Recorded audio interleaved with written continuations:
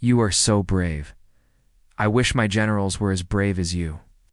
You all made history, and you are the real hero."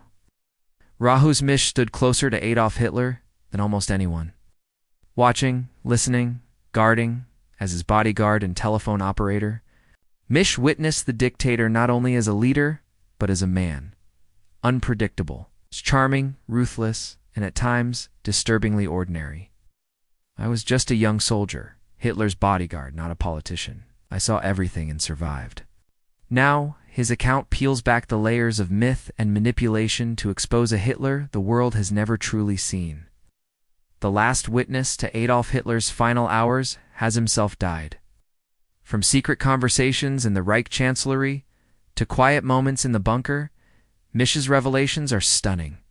This isn't just a look at the monster of history. It's a chilling portrait of the man behind the madness, Rokus. Mish's path into the inner circle of Adolf Hitler's regime was shaped less by ideology than by circumstance. Born in 1917, in what was then Silesia, Mish lost both parents at an early age and was raised by his grandparents. Like many young men in Germany during the 1930s, he was swept up in a wave of nationalism and joined the SS, the paramilitary wing of the Nazi Party. In 1937, it was a decision driven more by a desire for security and belonging than by political conviction. For young recruits like Mish, the SS offered stability, identity, and a future at a time when Germany was still suffering from the economic collapse of the Weimar Republic and the lingering bitterness of World War I.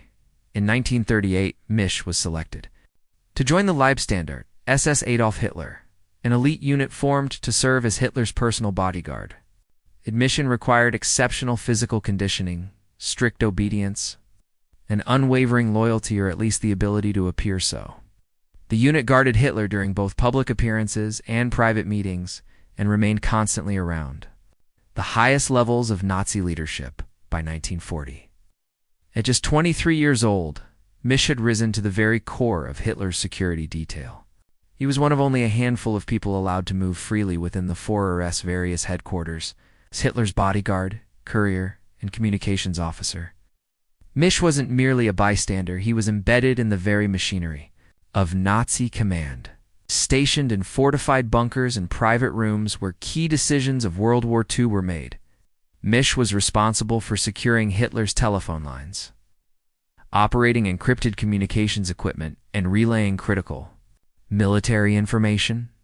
From 1940 until 1945, he was present at nearly all of Hitler's major headquarters, including the Reich Chancellery in Berlin, the Berghof in the Bavarian Alps, and the Wolf's Lair in East Prussia.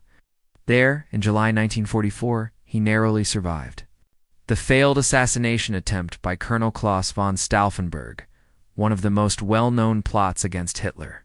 Despite his central position, Mish claimed after the war to have known nothing of the Holocaust or the regime's crimes.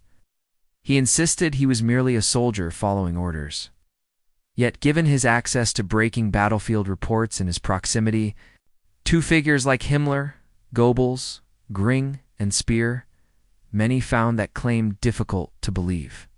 He often sat just outside rooms where some of the most consequential meetings of the war took place. As Germany spiraled into collapse, Mish's role became more dangerous and morally complicated. In April 1945, as Soviet forces closed in on Berlin, Hitler and his remaining loyalists retreated into the Four Bunker beneath the Reich Chancellery. Among those who followed was Rokus Mish. He did not yet know he was entering one of the most infamous death scenes in modern history. The bunker quickly became claustrophobic, grim, and increasingly paranoid. Hitler, now a shadow of the man who once commanded Europe, spent his last days issuing delusional orders and blaming internal betrayal for Germany's downfall. Throughout this, Mish remained at his post, operating communication systems as Soviet. Artillery grew louder by the day. Inside, while Berlin burned above, the Nazi elite clung to their illusion of control. Goebbels and Martin Bormann remained close to Hitler, even as the situation grew hopeless. Mish never considered abandoning the Führer. On April 30th, 1945, Hitler and Eva Braun committed suicide. Mish was only a few rooms away when it happened. He later saw the corpses wrapped in blankets, and carried upstairs, where they were placed in a shallow crater, doused in gasoline, and set alight in accordance with Hitler's final instructions. To avoid capture by the Soviets, Rokus Mish died on September 5, 2013. At the age of 96, his death marked more than the end of a life. It severed one of the last direct human links to Adolf Hitler and the core of the Nazi regime. There was no final confession, no apology, no public reckoning. In death, as in life, Mish remained loyal and silent. Whether he was a dutiful bystander or a willing participant, history will forever debate. But the man who stood beside the dictator to the bitter end left behind a chilling reminder that even those closest to power can choose to look away. Asterisk for many historians, researchers, and observers of World War II and Holocaust history. The death of Rokus Mish marked a symbolic end, an irreversible severance from a living witness to some of the most tragic events of the 20th century. Mish, who had served as Hitler's personal telephonist and bodyguard, died without ever publicly acknowledging any knowledge of the Nazi regime's worst crimes. He maintained his innocence for decades, insisting he had only carried out mundane duties and had no awareness of the atrocities committed around him. Many assumed he had taken his secrets to the grave. That assumption held until early 2025, when a shocking discovery changed everything. Asterisk, he admitted that, over the years, he had convinced himself he was merely a bystander. But as he aged, the weight of the memories became unbearable. The letter concluded with a stark admission: "I lied to protect myself, but silence is a form of guilt. Let the truth now be known, even if it comes too late." Experts who examined the letter and the method of its concealment believe Mish intended for the truth to emerge only after his death.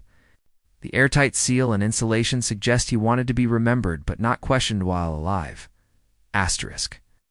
As the world waits for the full release of the letter, portions have already begun to circulate online, sparking global debate. Many are now seeing Rokus Mish not as a silent bystander, but as someone who, in his final act, may have tried to confront the monstrous reality he had long denied. Whether it was an attempt at redemption or simply an unburdening of conscience, Mish's final words are forcing historians and the public alike to reconsider the legacy of the last man to stand beside Hitler. He spent his life defending himself, denying responsibility and shielding the past.